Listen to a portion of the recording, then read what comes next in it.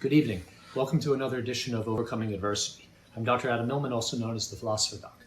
On Overcoming Adversity, we attempt to find people that have experienced difficult struggles, tragedy, and were able to overcome the experience and not only survive the experience, but thrive despite the experience. And as we all know, there are people that are experienced tragedy and they are not able to survive. They're not able to get through the experience. And then other people are able to find the strength within by changing the way they think about the experience, the meaning that they give to the experience, their connection with other people, their faith in a higher power, and through whatever mechanism are able to survive, and not only survive, but to thrive. There are those that can't, and then there are those that do. Today we have a very unique guest that I've had the privilege of knowing for several years. This is Mr. Norman Kadunc. And Norman is a war veteran and a war hero. He survived imprisonment during the Vietnam War and was able to survive the experience and go on to complete his military service and have a very productive, fulfilling life with family. And as we all know, there are those that were imprisoned by the Viet Cong and in other wars were prisoners of war and were not able to get through the experience. They returned, either did not survive the experience by taking their own life because they were not able to endure the struggle. And then there are those that were able to endure the struggles by forced imprisonment for as much as 7 years. And then upon their release, were able to go back to stateside or complete their military service and go on and have productive lives, teaching and speaking or doing whatever. So what is different about somebody like Norman, who was able to experience such a tragedy, such a harrowing experience that many others could not survive? How is it that he was able to experience it and survive and then go on to become productive and to have a fulfilling life, and other people are not? Because even though most of us are not going to end up, thank God, in a prison camp and seeing our friends die in battle, we're not going to experience struggles like that. So we can take the experience of Norman and people like Norman and apply their way of thinking and apply it to our own life, so that when we do experience something that is minuscule in comparison to what Norman experienced, we're able to survive and overcome the adversity by using Norman's experience and Norman's thought process. So without further ado, I turn it over to a military veteran and war hero. Norman, please tell us your story. Tell us a little bit about yourself. Well, most of my younger life was strictly military. I entered the Marine Corps underage and got through about 3.5 years of it. And then they found me because my brother, whose draft card number and name I was using, decided to go into the Navy. So when they found him at Great Lakes Training Command, and they I guess the FBI is the ones that figured out, hey, there's two people with the same draft card number, same general background, same name, and oops, this one's been on active duty for 2.5 years, and this one's just coming in. So they scooped him up. He had to call my folks, who were about 98 miles up the road from Great Lakes. They came down. My mother told me that they were escorted into the commandant's office. They turned a dossier around, a file folder, and there was a picture of me in my dress blues. And the only comment my mother had to say was, "That's what that little son bitch went." Because nobody knew where I had gone. I just got tired of civilians and walked out one day. What made you join the military? What made you join the service? I wanted to travel the world, and I definitely traveled the world. I've seen almost all of the free world, and a whole lot of it is still not free. And it was just one adventure after another, as far as I was concerned. Some of them I didn't particularly want to repeat. Some of them I could do without. But I learned very early to distrust our politicians. If they speak, they lie. It's that simple. Most of the time that I deal with civilians out on the street, half of what they say I don't even accept. I just let it roll. If I can see it, verify it, I'll believe it. If not, it has no bearing. What branch of the service did you join? Well, I joined the Marine Corps. They were the only ones that took me. I tried the Army, and they just laughed at me. I talked to the Marine recruiter that had actually let me go, had signed up and let me go. About 4 years after I'd been back in the Army, I met him in California again. And he said he just wanted to see how far I get. And usually what happens when underage kids get into Corps, as soon as it gets tough, they start crying for their mama, and they're promptly put on the sidewalk. I didn't. How did the Marine Corps build or shape your character? I understand it's. I mean, well, they were hard. I learned back then they still had the ability and the usual frame of reference was to punch alongside the nose. You listened, or you got some corporal instruction. Right. They didn't ask, "Can we touch you to show you how to salute?" Nah, they didn't say nothing. They were strictly broad discipline, very much like the French Foreign Legion. Yeah. You walk or you die. With us, it was you're all one group. You learn real early that you survive as a group, or you don't survive. In this case, we just did it again and again. And at 2 o'clock in the morning, you did it again. Huh. So you learn to pull with the people that you're surrounded. You may not like them, but your survivability depends on your ability to get along with them. Because if they don't get along with you, they're going to hang you out on a point somewhere, and then you just disappear. Did you develop a close relationship with? With the guys that you were surrounded by? Yeah, well, when I was still in the Corps, I had a couple of good friends of mine that we were on an exercise, and at that time we were still Fleet Marine or Amphibious Marine. You went over the side of the ship and down on a cargo net, and you're weighing about 180 pounds more than what you weigh. You got all kinds of equipment on it. And if you slip off that net, you're going straight to the bottom of the water. A lot of people drowned that way. I had two good friends that drowned that way because they just couldn't get rid of their gear fast enough. And then once I got out of basic, I had a normal shipboard existence. And after about a year and a half, almost 2 years, I was tired of being on a ship. I wanted to go to town. I was on one ship. We were at sea for 6 months. It seems that we went into Barcelona, Spain, and our ship had been there previously about 9 months before. It had raised so much hell that the shipmaster said, "Fine, you're here for 24 hours. That's Reef it. supply, and get that boat out of my harbor." Norman, where did you grow up? Where did you grow up?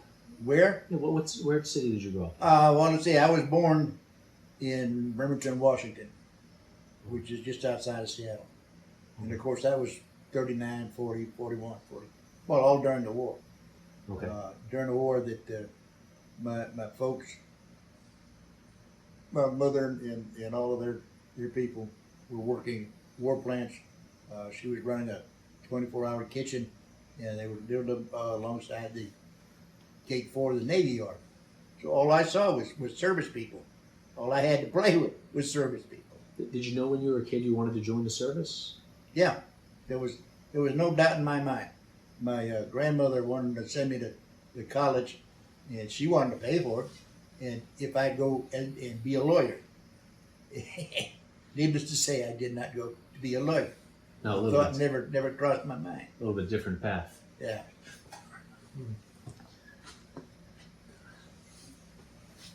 So after I got rudely suspended from the Marine Corps. See, the Marine Corps has no criminal proceedings for being underage. They couldn't care less. Uh-huh. Their problem was they can't insure you. And I was almost a month and a half, 2 months short of being insurable. Okay. So they put me out on the sidewalk. I had 300 muster an hour. They said that I didn't even need to think about coming back because my military service was done. I'd served it, and just because it'd been cut short didn't mean nothing. I'd served it. All right. So I was not subject to the drafting. All right. When you were younger, did your parents instill in you a love of the country, or patriotism, or a faith in a higher power? You're trying to understand what motivates people to keep going when they struggle, and everybody has something a little bit different. Well, yeah, my dad, his folks came over from the old country, and my grandfather and grandmother never learned English.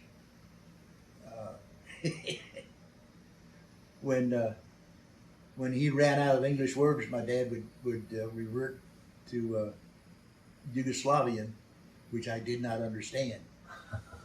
But I knew that when I heard it, I better, head for the hills. The one time that I had done something, well, my brother I had a brother that was 2 years older than I was, and he irritated me. So I took a Louisville Slugger and hit him between the eyes. Oh no. Laid him out flat, looked up, and the old man was looking through the window. So I said, and we had this large elm tree that was in the front yard.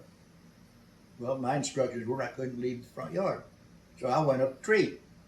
I went so far up that it was kind of swaying. And my dad had come out, he looked up the tree and he said, "Come down here." And I said, "No." That's the only time I've ever told my dad no. Uh-huh. He never said a word. He just turned around and walked off. I heard the back door slam. A minute or two later, I heard the door slam again. He came back around the front of the house, and that's when I discovered he had a chainsaw. Uh-huh. I didn't even know what a chainsaw was. To find out. He cut that tree down right there. And he said at the time he cut it down, he didn't care which way it fell. I had told him no, and I was coming down. Oh. So when I hit the ground rolling, he discussed with it in no uncertain terms. And when he got through, he says, "Now, that fence that we just took out, you're not leaving this yard till you rebuild it." Oh. So I had to go find fencing material and find nails. Was it your dad who taught you the value of character? Well, yeah, because he was my stepfather really, but he's the only father I had. Okay. And his idea was that there was no gray areas. It was either right or wrong. Uh-huh. You did not lie. Okay. If you did it, say so. Right. Take your licks. You think you got from your dad that ability to see it's this way or this way, and there's the right and there's wrong, and there isn't really any... Totally. There was no in between. There was no gray. All right. With my mother, that was a little different. Well, tell us where did you get sent to when you were in the military? Where you eventually learned what how bad it can be in certain parts of the world. Well, let's see. When I came out of the Corps, because the only place I've been in the Corps was on a ship, on a flat top, as a matter of fact. And you don't see much of the world from a carrier. Okay. But when I come down the gangplank, and they tried to get me to re-enlist, I said, "No, it ain't gonna happen." So I waited, I think about 3 months, and woke up on a Monday morning, and my dad had taken me out to get a beer in the neighborhood that weekend, and I had told him, "Dad, I'm too young. I can't drink." And he just kind of smiled and he says, "You're in my neighborhood now." Uh-huh. So we went out, we had a few beers. I remember having a few beers. And when I woke up, he was sitting on the end of my bed grinning. He said, "You got about 2 hours to catch train." And I'm going, trained where? And he handed me my enlistment paper.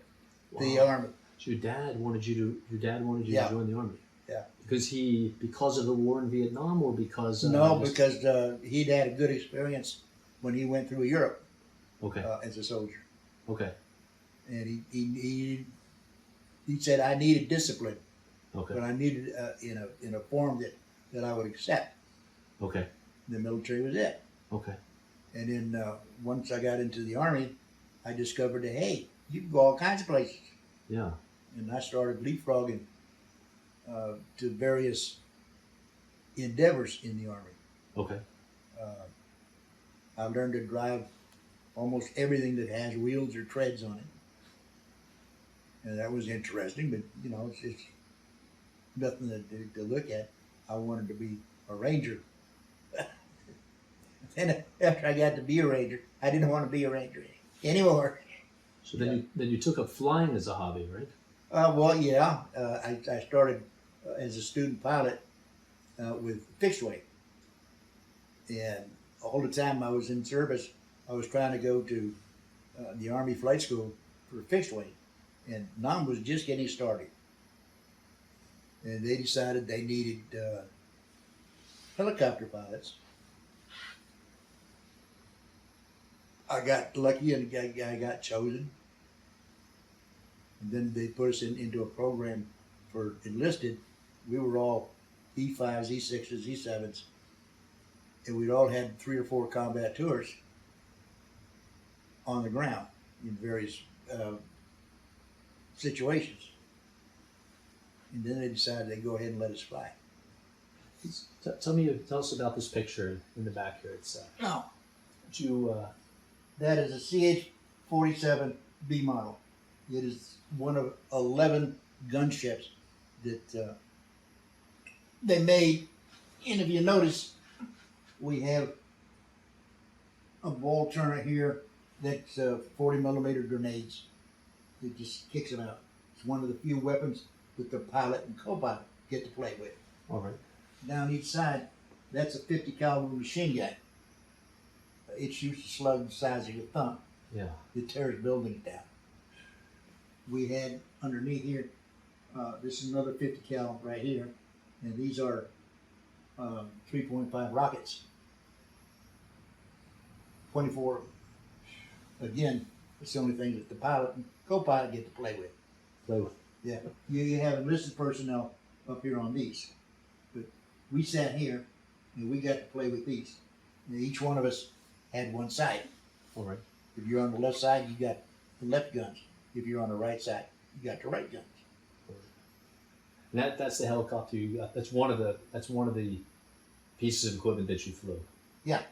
Tell us this is something I learned recently from your wife when we were speaking a couple of weeks ago. Said that you were one day when you were flying the helicopter, you were not able to land the way you normally land. Oh, somebody well, made you land a lot sooner than you wanted to land. Yeah. Occasionally you get malfunctions in the air. You got a million parts flying in close proximity, and each one of them is made at the cheapest price. So the helicopter it malfunctioned and it crashed, or it was. Well, it malfunctioned and was coming down. What happened to you? I got squeezed.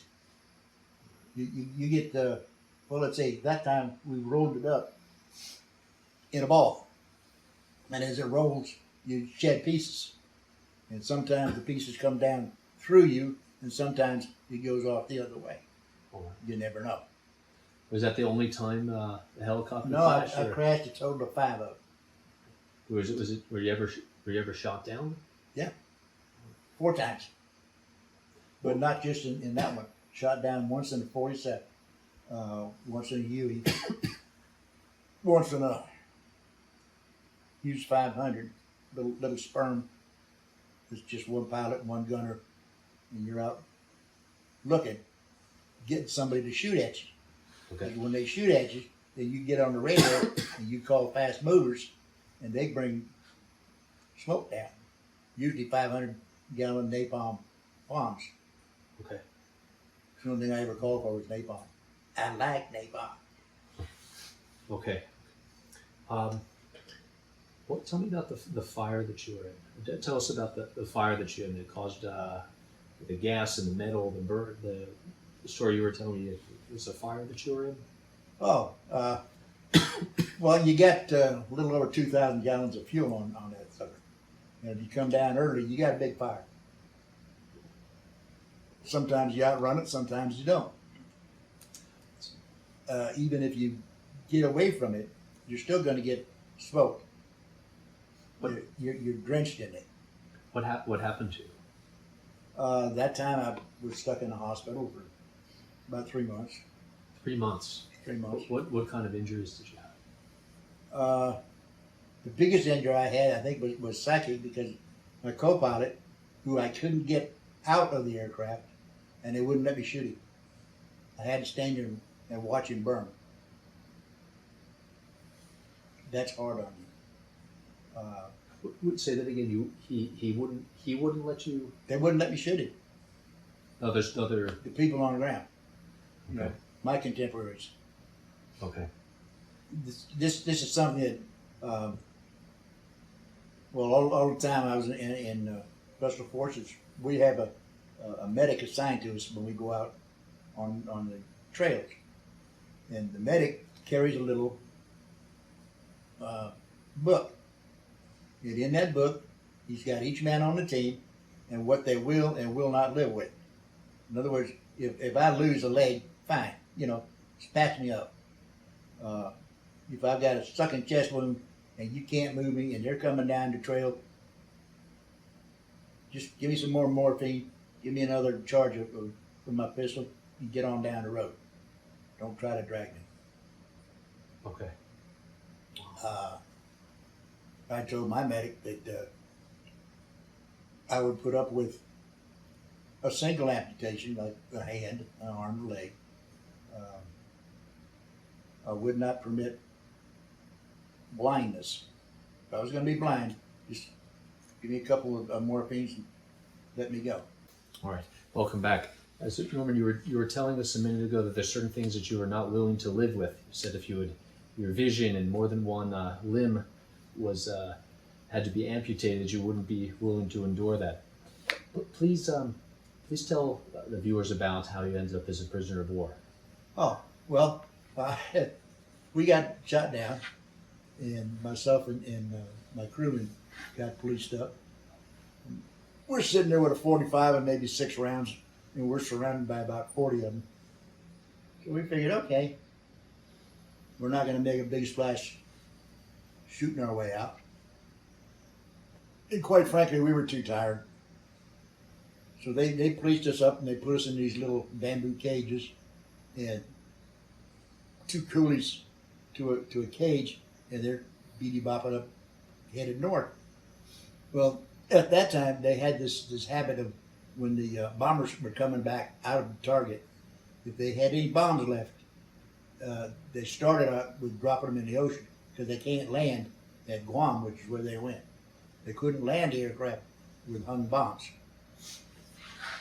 And then the Save the Whale group got involved. If we were damaging too much sea life. Right. So they said, okay, we'll stop dropping the bombs in the ocean. We'll drop them just as we go out of the country and go just before we go feet wet. They're still over Nam, but they're over North Vietnam. You don't hear them coming. They're so high, you don't see them, you don't hear them. The first thing you know they're around is the world is turning upside down all around you. Well, it started at where we were, and I guess there was about 15 or 20 of the little gooks. They picked one poor bastard. You get to watch the prisoners, and they all beat feet into a bunker. There was 5 of us, 1 of him, and he made the mistake of walking between the cages. And there was 5 of us, and none of him. Uh-huh. So we got loose. We took his pistol. He had 4 rounds. So we started out creeping back south again. How long were you in the cell for? How long were you in the cage for? I think a day and a half, maybe 2 days. What did you think when the helicopter was shot down and you were laying there and you knew nobody was coming to get you, nobody's coming from the U.S. to come and get you to rescue you? Well, we are highly trained in escape and evasion, really. The problem we had was you got injured when you hit the ground, and you couldn't make a speedy flee. And in this case, we were stuck there. We had no idea what part of the country we were in. We had one weapon and only 4 rounds, and there was 5 of us. So we went to hiding during the day and moving at night, strictly tracking stars. We knew where the coast was, and we were headed out to the coast, and the plan was to come down the coast. We figured we were only about 40-45 miles from friendly lines. I'm sorry. Before you were captured, what were you thinking? You knew. I know after you were just telling us after you escaped how you were able to evade and you could kind of figure out where you were.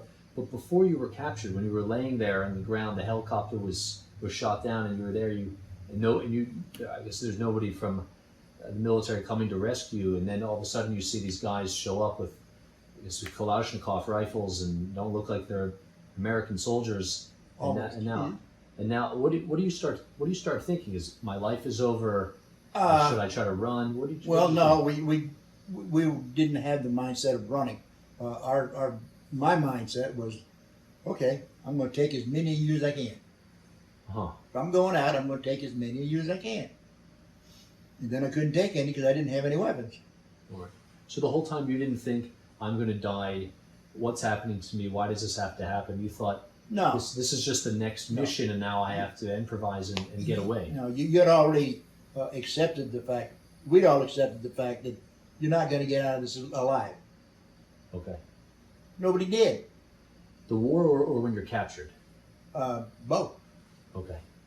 And you already had the mindset that you're going to die. The question is, do you die on your terms or theirs? And we decided we were going to die on our terms. So at no time you thought, it's over, this is just what I have to go through in order to escape, and you never thought, I'm going to be captured and I'm going to kill myself. I'll be in this prison camp until I die of disease. No. You thought, I'll get out no matter what. Most of us are type A personalities. We don't accept that. Right. We're going to fight all the way to the end. And the only thing we wanted to avoid is getting into some place where they can lock you down and then start interrogating you. Right. Because then they really do you damage. Yeah. So you had to get out before they did. You had to get out before they got you back. Once they get you all the way back, where they got more time, more personnel, more time to screw with you and put you in a condition that you can't escape from. Yeah. And when you said to yourself, I'm going to escape, did you think I'm going to escape because I need to get out? I need to get out of this war at some point so I can get back to my family. I need to get back to my wife. I need to get back to my kids. I need to keep fighting on behalf of America. I need to get out because I need to help my guys. They can't deal with it if I die. What was your motivation to my motivation would have been strictly, we stick together, we get out of here. We don't stick together, we won't. Okay. We all had a fatalistic attitude that we're probably not all going to make it, but we're going to make it as hard on them as we possibly can. Okay. You think it was maybe more of your? So I remember you saying you didn't trust the politicians and you trust a guy on the street more than you trust a politician. But the guys that are around you, the guys that are in your unit, that's why you wanted to survive. Because if you can't get out, then they're not going to be able to get out, and if they don't get out, then you're not going to get out. So it was like a collective, like it was a big family. Yeah. And they may be a different color, but they're your brothers. Right. You'll walk through hell for them. But what I found, Norman, when I've done these interviews is that it's that connection with the other guys, the connection that Your family needs you. You need your family. You need your wife. Your wife needs you. Your kids, your future kids that you may not even have, and your that connection. It can't just be, I got to get out because my life's important. I'm Norman. I need to get out of here because I need to go pursue my life. It's the people are around you, and they need you, and you need them. So that commitment to other people seems to be able to pull people through. And that USS Indianapolis was sunk at the end of the Second World War. Yeah. And hundreds of soldiers died, and then more died in the days until they were rescued in the Philippine Sea, covered in gas and oil and under the sun and sharks around them. It was that commitment that they had to people at home. Someone at home needed them, a wife, a mother, a father, children, and if they didn't have that, then in the future they would have that, and that motivated them to keep going. And I read about recently that our General Robby Reisner, who was there for 7 years in the prison camp, and he had this faith in the Almighty and had prayer services and said, I'm going to get out of here. I have a faith in God. And they interrogated and tortured him and couldn't break him because he focused on that. And I found out recently he ended up at Nellis, right down the street from your house. And I found that out today, and it's right down the street. So you wanted to get out because of the guys around you. You needed to help them. Strictly. All right. You lead your people out, they lead you out. You become a large cohesive unit. Oh. And that's all that exists. Everything else is not part of your unit. They're not part of your group. So you don't even see them. And you had, it sounds like from the time you were young, your dad instilled in you this discipline, and you joined the service young. And did you think there was anything that you couldn't do? I remember you said you were shot down a bunch of times. You were in a hospital bed for 3 months. And then you get up, and then you just keep doing what you were doing before. You said, it never occurred to me. So it didn't occur to you that you couldn't do something, even though you're in the hospital a month, 2 months. Well, they used to tell me you can't do it. I find a way to tell me I can't do something, and I will find a way to do it. Nice. It's another motivator. Some people have as part of their identity that there's nothing they can't do, and if you really want to see what I can do, just tell me that I can't do it, and then you'll really see what I can do. You were in the hospital for 3 months. Did you have a surgery on your head? Have a big, time, yeah. A plate, right? Yeah. From one of the times that you crashed, or one of the times you were shot down? Yeah. Both. Oh, wow. So you escape. So the prison guard makes the mistake of coming a little bit too close. Yeah, to he came between the cages. And you guys, I assume, we grabbed kind him. of made him permanent party. And you were able to escape and make it back to your base. Yeah, and it took us 30 days to get back. That's an adventure all by itself, because we travel only at night.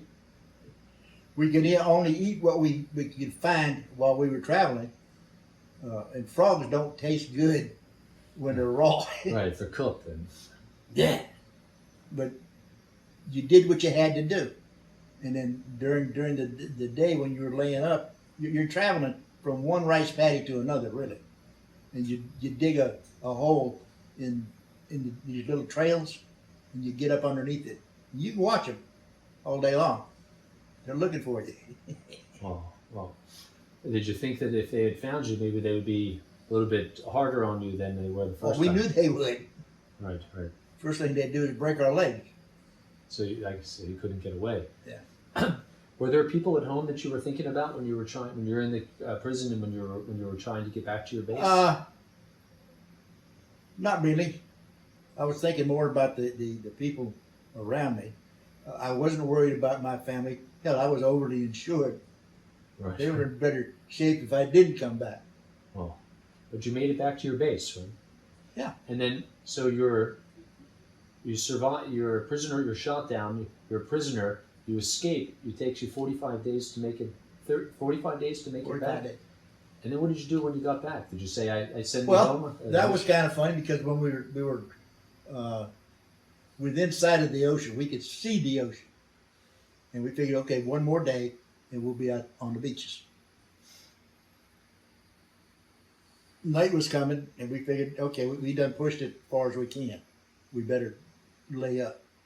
Dawn was coming. We went into our little grouping of five in a hole. We hadn't quieted down maybe 30 minutes, maybe an hour, because it was just getting really daylight. and we heard English voices around us. And we're going, that's American. Huh. So we looked. We couldn't see them, but we could hear them. So we said, well, we got to take a choice. But there's 5, 6 English speaking out there, so they're not Vietnamese. So we hollered, hey! And it got real quiet, and all you heard was a bunch of bolts going close. Wow. And we're, and this voice comes back and says, who are you? And we said, we're prisoners that are getting back to our lines. And we got a Navy aviator out here. We got 2 corpsmen. We got a couple Army people. And his voice comes back and says, okay, stand up. And this goddamn aviator, he's belligerent son of a bitch. He said, nah, you stand up first. We reached over and slapped him in the head. Said, we know they outnumber us. Yeah. We know they got weapons, and they know where we are. Don't piss him off. Right. So we let him stand up, because if you're going to shoot anybody, we want him shot first. So go ahead, stand up. He stood up. Next thing we know, this mud-covered ghost shows up alongside of him. Camouflage? No, he was mud. Wow. He was in the same mud we were. Okay. But he collected dog tags, and he made a note, and we're going, what are you doing here? And he said, I'm a Navy SEAL, and I'm going to take you home. They were on a different mission, but we had wandered into their pickup point. Uh-huh. They were waiting on the helicopter coming to get them. And we said, well, when is this magic helicopter going to show up? And the SEAL looks at his watch, in about 5 minutes. Okay. Next thing we know, they're whipping sandbags over our head and tying our hands. And we're going, what the hell are you doing? Said, we don't know who you are. So we'll just make sure we don't have any problems going back.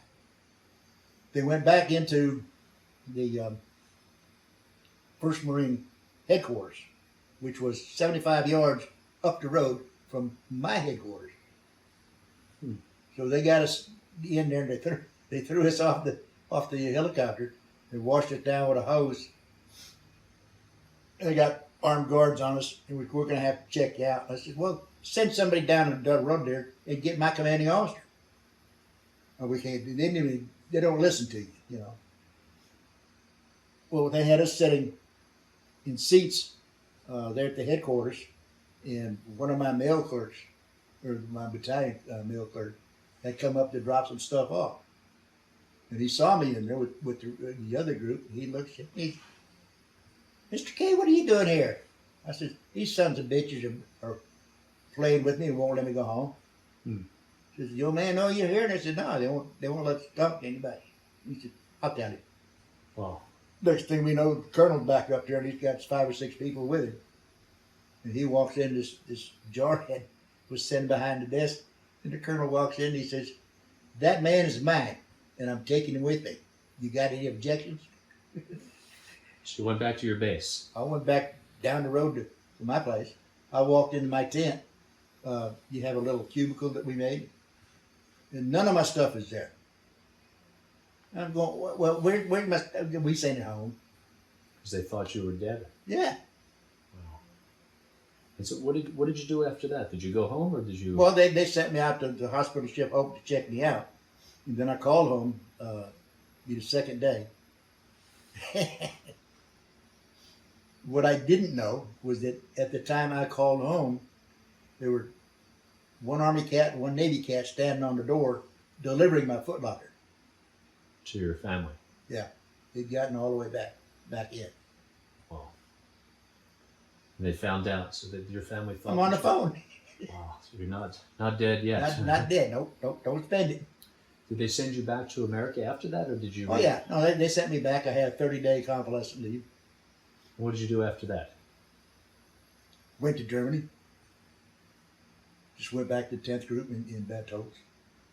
So that's what I've been doing for 8 years of that. 1 year in Nam, 1 year in Europe, 1 year in Nam, 1 year injured. And in between, I pick up school or two. But did you ever think that this is it for me? You know, I can't be involved in combat anymore because if I am, this could happen again, and it's too scary. No. You said, let me keep going. No, I did notice that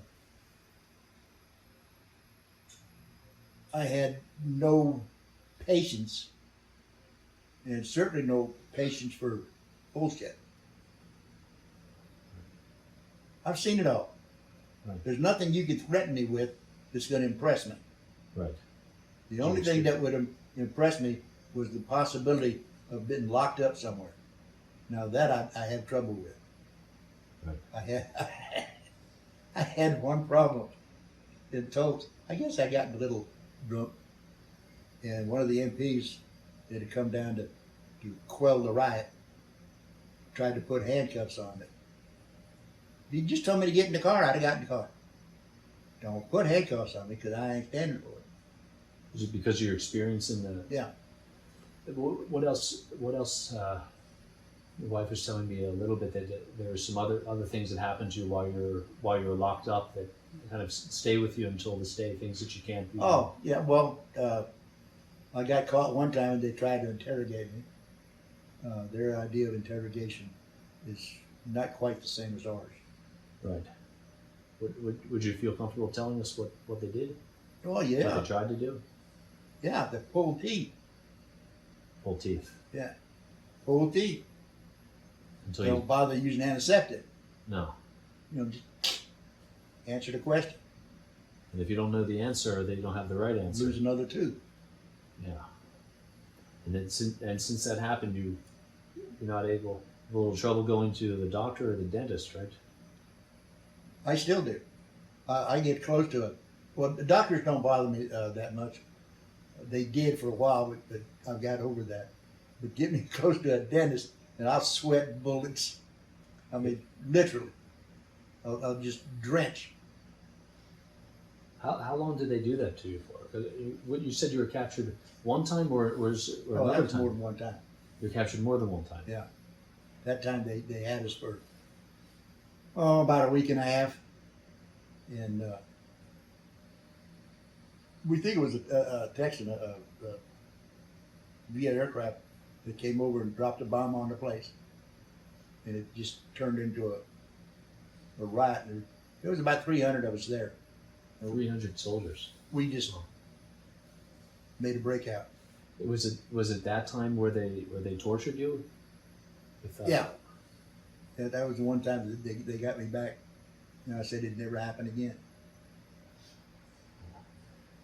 So you knew that that other time that you told us when you were able to escape, you knew you had to because you knew what was going to happen to you. Yeah. Already been there. Right. Didn't want to go again. So, but after that time where you captured and you were tortured, you didn't say at any point, I want to go home. I can't take this anymore. You went back. I wanted to go get some more. As retribution or to support the guys that you're with, that you had the Both. camaraderie with? Both, mostly as a little retribution, little payback. Okay. All right. And your fear in the back of your mind, if I get captured, this could be bad, was outweighed by I need to keep doing this. There are guys there are people that need me. I need to be there to support them because if I'm not there, maybe they'll get killed, and if I'm there, I can protect them, and they can do the same for me.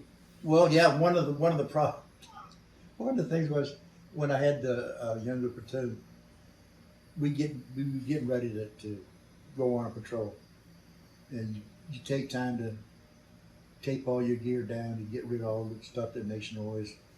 You put on the face paint, and one of them come out. He says, it's taking you forever to get ready.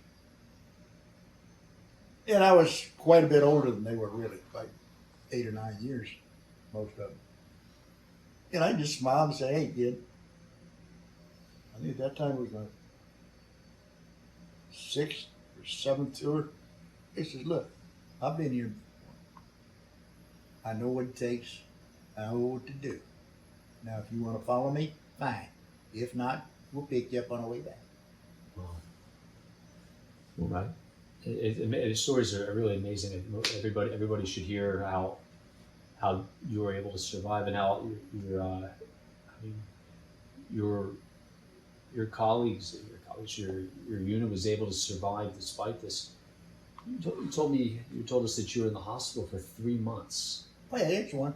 What did you think when you were recovering? I mean, it's a long time to be in the hospital. Did you think I'm not going to get better? I just send me home. I can't do this anymore. What did you? Well, think? they were trying to make up their minds what was wrong with me to start with. And they're doing tests and all this garbage, and they can't come up with a definitive answer.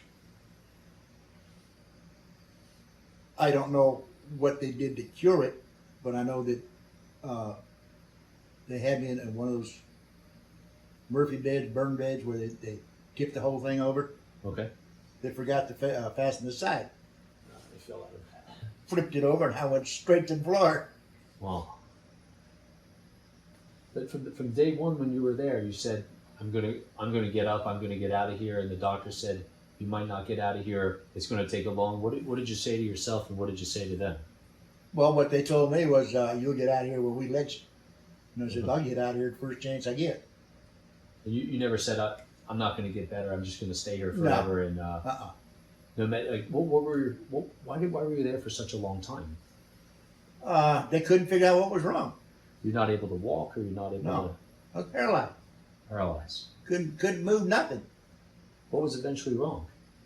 They don't know. You just got better one day. When I hit the floor, Oh, when I got slammed in the floor. so something about that made you improve quickly. All right. So when people are in the hospital for a long time, they can quickly develop this pessimistic attitude. I'm not going to get better. This is the way it's always going to be. What's going to happen to me? And you said to yourself, because of your training, or because of your father, your mother, your childhood, I'm going to get better no matter what happens. Oh, I'd say mostly training and my dad. My dad had the attitude, you don't give up. You don't give up. And if that's your attitude, I guess you can take. You You have better chance. You have better chances surviving than Yeah. if you have a chance if you say the opposite. Tell us, and we'll wrap it up in a few minutes. I appreciate you. I know it's gone later than we expected. So where is that helicopter now? Which one? The one that the famous one, Oh, well, in the Hanoi Museum. the Hanoi Museum. Yeah. And did you go and see No. your old helicopter? No, I ain't going to see it. But somebody told you where. Yeah, one of my compadres from fifth group, they took a tour. I think about 20 or 30 of them. Okay. They were over on graves registration and recovery. They spent 6 months over there. And they were tracking down the odd body that was buried here and there. Okay. When they got through, the Vietnamese government gave them a party, going away party, whatever, and then took them to the museum and showed off all their war booty, same as we do. All the stuff they captured. How'd they know it was your helicopter? Because my name's on the side of it. On the back of it, or No, right up by the door. was it like this one? Yeah. Yeah, it was right there. Yeah, big letters. Or maybe send them a letter saying, "I like that back. That's got my name on it. It belongs to me." No, I think they sent me an invite to come visit, and I'm not going. Right. What is? Tell me about this picture in the back here. Which one? Picture of you here. Oh, I think I'm getting promoted again. Yeah. All right. For a long time there, I'd get promoted 1 month, 2 months later I'd get busted, usually for insubordination. Right. So before we wrap it up, tell me and tell our viewers that are going through some type of struggle, or in the future will, a loss of somebody, physical challenges, financial challenges. What can they learn from somebody like Norman and his experience, and how Norman thinks about a struggle? Because you've shot down, crashed, captured, tortured, and you in hospital for 3 months, and you just keep going, and other people would say, I just can't do it anymore. Well, I think it's a lot of it is your background up to that point. If you don't have it before you got there, you're not going to get it while you're there. Okay. So you think that no matter what happens, you can get through it. Just give me a challenge and I'll get through it. Yeah. And you think that came from your training in the service and your dad? I would say mostly from the training and service, but then I've had rather intensive training on just that subject. We have a very fine-honed sense of survival. And I imagine you use that after you got out of the service to things that come up that are, in comparison are so small. Someone's got a flat tire, their cell phone doesn't work, and then you have real struggle. I mean, it really puts it into perspective. Well, when I went up to Alaska for my last tour, they were just starting to issue cell phones. And I kept losing mine because I didn't want to answer the damn thing. Right. Pain in the ass. I couldn't get what I needed over a phone connection. I need to be nose to nose. Right. You look somebody in the eye. Yeah. And at that time, I was the air ops for the entire state of Alaska. I handled all of the prime air assets for the Bureau of Indian Affairs, for the firefighters, all of the medevacs between the Eskimos and us. And I scheduled all that shit. Wow. Oh, so you just kept going. You just I just kept playing. I think a lot of people probably want to know the hat that you wear whenever you and I have the chance to talk. You always have that special hat on that not many people that people don't know and probably should know. Tet Offensive survivor, 1968. Well, that started when the country was scheduled for an upraising. It didn't work. They just jumped out and revealed themselves, and we cut them off the knees. But it got hectic. Did you lose some friends? I understand it was a terrible fight. Well, I lost about 6 or 7 good friends on that first day. So this was a big battle between you. That was the biggest one over there. You were able to get through it. Yeah. Keep your head down. Yeah. And you have the option, I guess, of just staying where you are, and then maybe hoping to go home, or saying I can't do it, I don't want to fight anymore, and it's too hard, I'm too scared. No, I never got to that point. Well, the 101st went into the plane of jars. That was where I flew in a Huey, and I had gotten to carry a sawed-off shotgun, a French shotgun, double-barrel shotgun, attached to my door. And I sat down in the elephant class, and the platoon I was carrying was getting off, and this little zip stood up alongside of me. And he was grinning from ear to ear because he had a bomb in his hand. So I just blew him away. You damn foul! Oh. You take it as a matter of course. Oh. No biggie. I guess if you didn't, then you wouldn't be sitting here right now. No. And if you hesitate, well, one of the problems that I had with the youngsters is that these kids come out of nowhere and they want to be fed. And your normal impulse is to feed them. And they'll do that 2 or 3 times. Then they'll show up, and they want to be fed, and they're carrying a claymore or a hand grenade because they don't know what they're doing.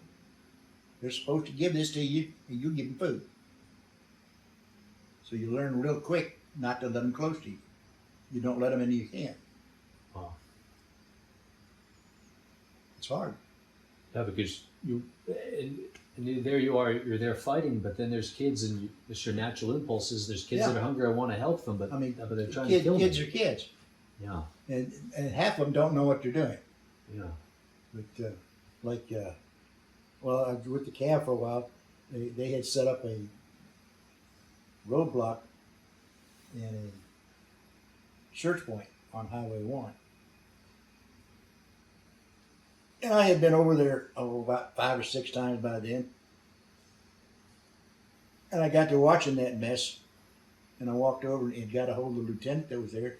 And I says, Lieutenant, how long have you been over here in the country?